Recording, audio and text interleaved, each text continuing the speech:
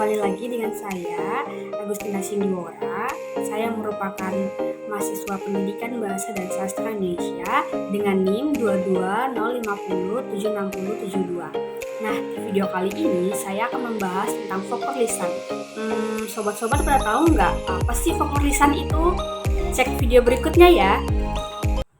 Folklor lisan adalah sebuah tradisi yang disampaikan seutuhnya melalui lisan dari generasi ke generasi selanjutnya.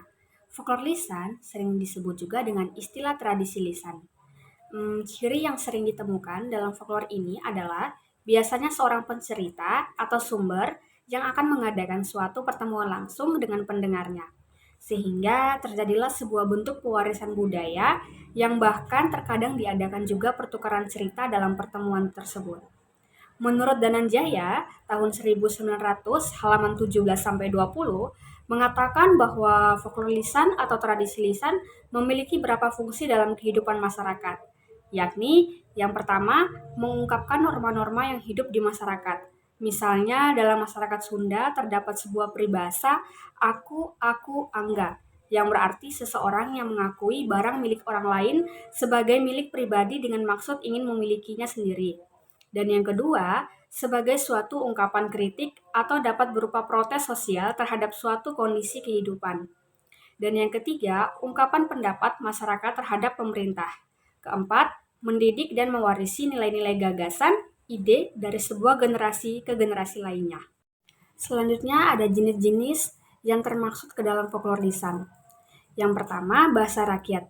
Bahasa rakyat merupakan bentuk folklor Indonesia yang termaksud ke dalam kelompok bahasa rakyat, yang mempunyai logat atau dialek bahasa-bahasa Nusantara. Bahasa rakyat dalam bahasa Inggris dipadankan dengan folk speech, dan dalam bahasa Indonesia lebih tepatnya tuturan masyarakat atau tuturan sekelompok orang berbicara tentang kelompok orang yang sangat banyak kriterianya. Bisa berdasarkan suku, wilayah, profesi, pekerjaan, agama, dan lain-lain.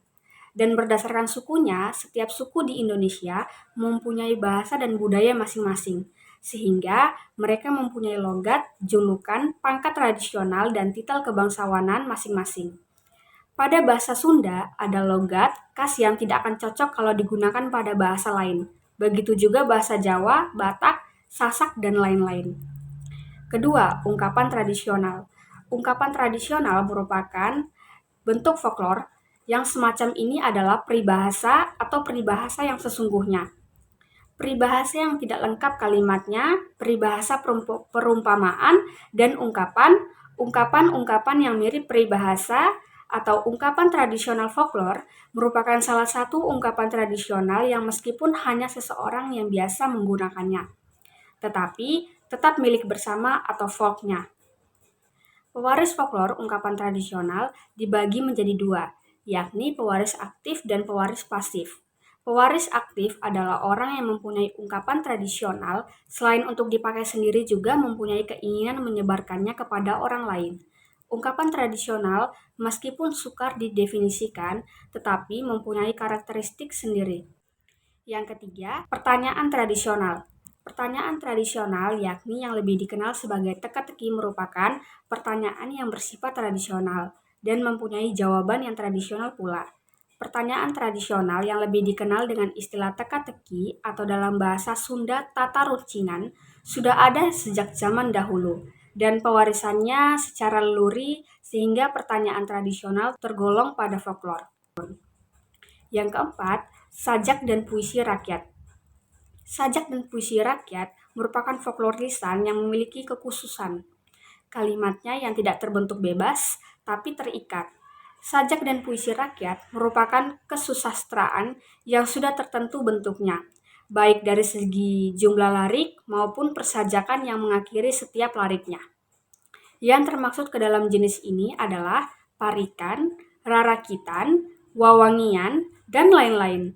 Salah seorang pakar folklor Indonesia, yaitu Yus Rusyana, menyebut bahwa mantra ialah puisi magis dalam Wibisana tahun 2000 banding 171, yang maksudnya puisi juga mempunyai kekuatan gaib Sama halnya dengan yang dikemukakan dalam Kamus Besar Indonesia tahun 2008 yang mengatakan bahwa puisi magis ada pada tataran keyakinan dan kepercayaan orang bahwa dengan cara tersebut, kekuasaan dan kewenangan makhluk gaib dapat dimanfaatkan manusia untuk tujuan-tujuan tertentu yang dikendakinya dengan cara mengungkapkan mantra dan segala sesuatunya. Nah, itu saja sobat-sobat yang bisa saya sampaikan dalam pembahasan. Nantikan di video selanjutnya ya. Bye-bye.